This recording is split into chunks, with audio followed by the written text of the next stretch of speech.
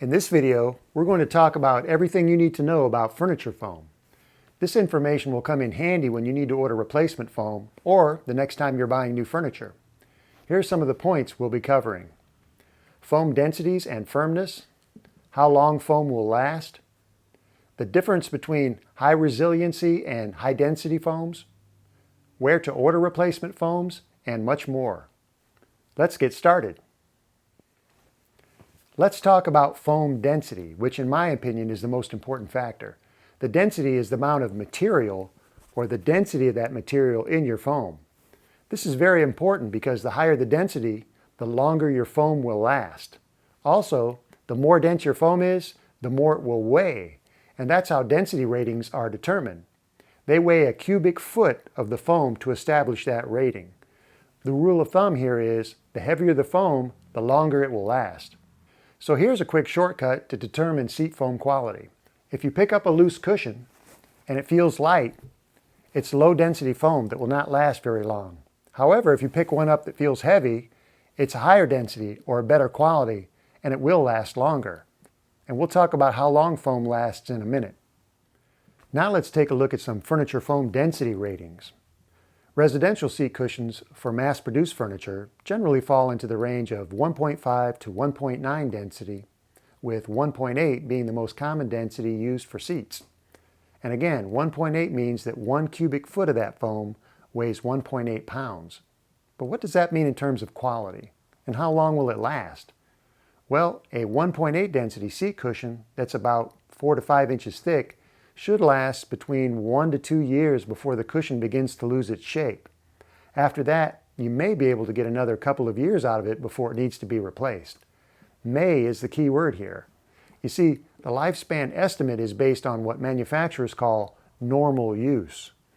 Normal use does not include people that spend a lot of time in their furniture, like some retirees, for example, or heavier individuals, or households with more people where the furniture simply gets more use over time. This heavier use, as manufacturers might describe it, shortens the life of that foam. So you may not get those 1 to 2 years before the foam begins to lose its shape. Its lifespan can be reduced, sometimes significantly with heavier use. And that's why 1.8, the most common seat foam density, is too low and will not last long enough for many people. So if you know your furniture is going to get heavier use, you want a higher density foam. So as I've just described, there are really two factors that determine how long your foam will last: the foam density and how the furniture is used. Now here's an eye-opener. The quality of the most common density used in the seats of mass-produced furniture today is only considered to be fair quality, which is below the good category. And that's why you may have heard me say in other videos that mass-produced furniture today is often lower quality. 1.5 to 1.9 density is fair quality, and that is the lowest quality category. To increase the quality and lifespan, use a higher density foam which can last years longer depending on the density you choose. The next step up in quality is the good range, where densities there range between 2.0 and 2.4. Moving further up the scale, we have 2.5 to 2.9 density, which is considered high quality. I'm currently using a 2.5 medium density seat foam for my customers. That way I don't have to worry about it failing prematurely. Densities 3.0 and up are generally used for heavy commercial and institutional use, where the foam is designed to hold up to heavy use. To sum things up, the higher the foam density, the better the quality and the longer the foam life.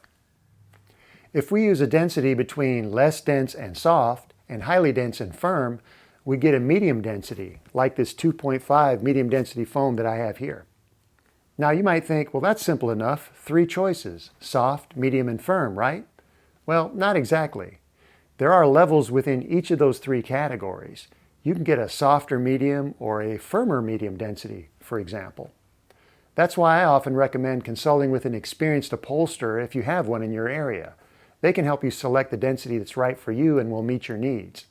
But it's also good to have a basic understanding of furniture foam yourself, especially if you're going to be the one replacing it. So let's continue.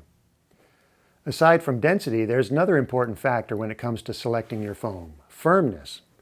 Like many people, I used to confuse foam density with firmness, and sometimes use the words interchangeably, but they are two separate factors that are engineered into the foam. You now know that density is the amount of material used in the foam, and that density also determines the foam quality and lifespan. Firmness, on the other hand, is the amount of give or indentation when you place a load on a piece of foam, like sitting on a seat cushion, for example.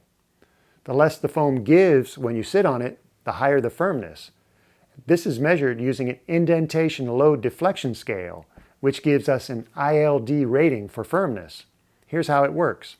The amount of weight it takes to compress a cubic foot of foam by 25% determines the ILD firmness rating. You can think of it as an indentation rating if you like. The rating for this 4-inch 2.5 medium density foam is 35 or 35 pounds. So firmness is all about indentation, or the amount of give foam has when you sit on it or lean back against it in your furniture. And this is important to know because even less expensive low-density foams can be made to feel firmer, but that does not make them high quality.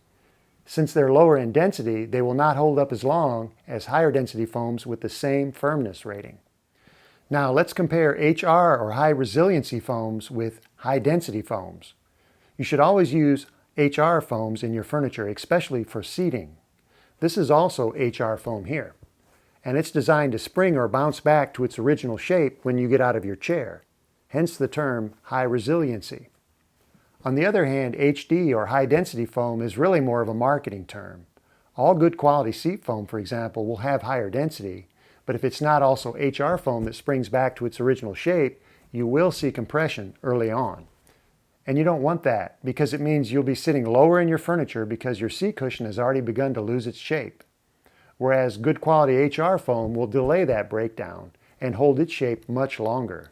That means it'll maintain the support you need and the look of the cushion cover as well, which won't become baggy or saggy in a short period of time. So always use HR foams where support is critical, like in the seat.